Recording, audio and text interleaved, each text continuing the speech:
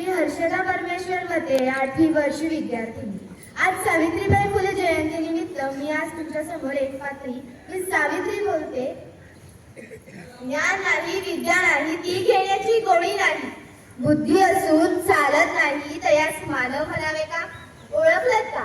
मी सावित्री, सावित्री ज्योतिराव फुले, सातारा जिल्ह्यातील खंडाळा तालुक्यातील नायगावच्या खंडोजी नेवासे पाटलांची मी कन्या.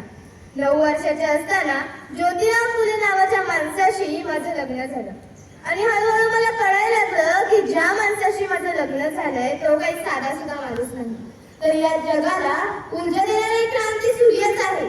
त्या काळी बाईच्या जातीने कसं आपण बरं, आपलं घर बरं आणि घरातली माणसं. त्या काळी उमरा ओलांडायची पद्धत नव्हती, पण या सगळ्यांवर एकच मात, ते म्हणजे शिक्षण. आणि शिक्षणाचा एकच ध्यास एकूण ज्योतिरावांच्या मनात होतं.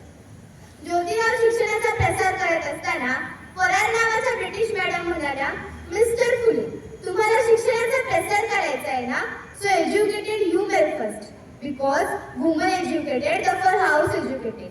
पण तुम्ही माणसं वुमनला घराच्या बाहेरच पडू देत नाही. सो बॅड मिस्टर फुले.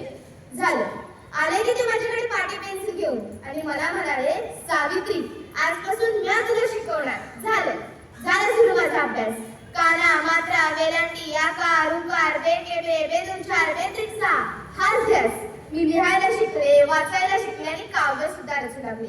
आणि अशातच होय, शनिवार दिनांक 1 जानेवारी 1848 ला पुण्यातील भिडेवाड्यात आम्ही सर्वधर्मीय मुलींसाठी पहिली शाळा सुरू केली. भारतीय माणसाने भारतीय माणसासाठी सुरू केलेली ही पहिली शाळा. मी पहिली शिक्षिका आणि मुख्याध्यापिका सुद्धा. शिक्षण हे दूध आहे वाघिणीचं आणि हेच दूध माझ्या लेकरांना देणार होते. खूप अडचणी आल्या, धर्म बुडला म्हणून कोलेकोई सुरू होती. पण आम्ही मागे हटलो नाही, कारण कच खाणं आणि मागे सरणं हे आमच्या रक्तातच नव्हतं. शेपटासारखा जगला तर काम तमाम होईल, पण वाघासारखा जगला तर नाव होईल. सतीबंदी, केशवपण या सगळ्या विचारांवर या कायदे करण्यासाठी आम्ही पुढाकार घेतला. इंग्रज सरकारने सतीबंदी प्रथा सुरू केली आणि केशवपणाविरुद्ध आम्ही मोर्चे काढले, नाव्यांचा संप घडवून आणला. अशातच काशीबाई सितूने, कोवळ्या वयाची बालविधवा, ती तिच्या सख्यांमुळेच गळलं राहिली. या सगळ्यात बदनामी होते ती स्त्रीचीच, यात अप्रू जाते त्या स्त्रीची. आणि ती म्हणत होती, मला मरायचं नाहीये, मला मरायचंय, मला जगवायचं नाहीये. पण आम्ही तिच्या पाठीशी राहिलो आणि तिचं बाळंतपण केलं. आणि तिचा मुलगा यशवंताला आम्ही दत्तक घेतलं. त्याच्या तुरुतुरु धावण्याने आमचं अंगण कसं भरून जायचं. शेठजींना ही बातमी कळल्यावर त्यांनी ठिकठिकाणी फलके लावले आणि अशा 100 विद्वांचं आम्ही बाळंतपण केलं. त्यात मी ग्रंथालयाला लावले, काव्य रचू लागले. शेठजी सांगतील त्या गतीने ग्रंथ लिहू लागले.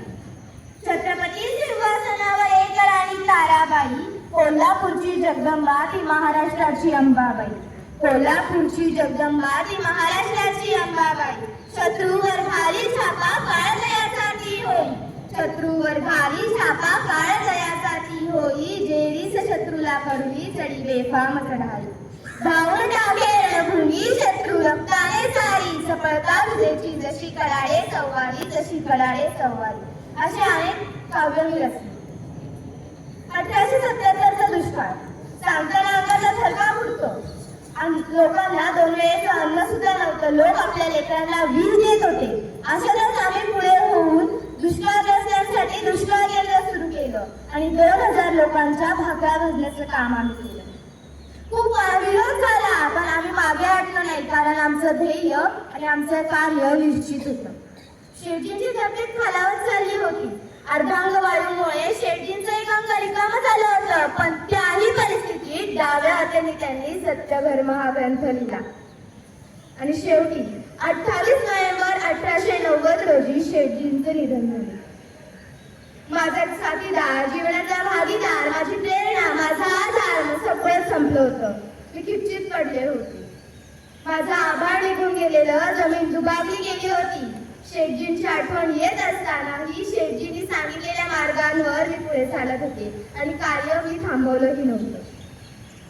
अशातच पुण्यात स्नेकची साथ पसरली. मी यशवंताला दावडे आणि घोरपडे यांच्यामध्ये हॉस्पिटल उभारून दिलं आणि लोकांना घरोघरी जाऊन हॉस्पिटलमध्ये आणलं.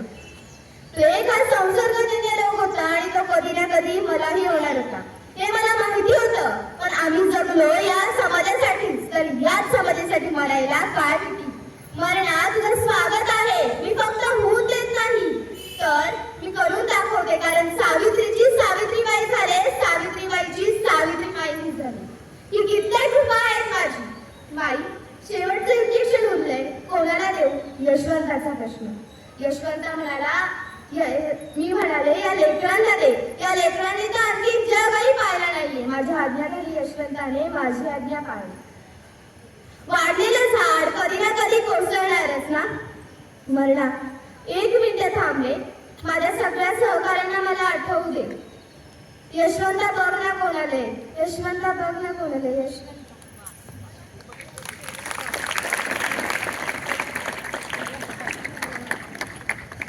खूपच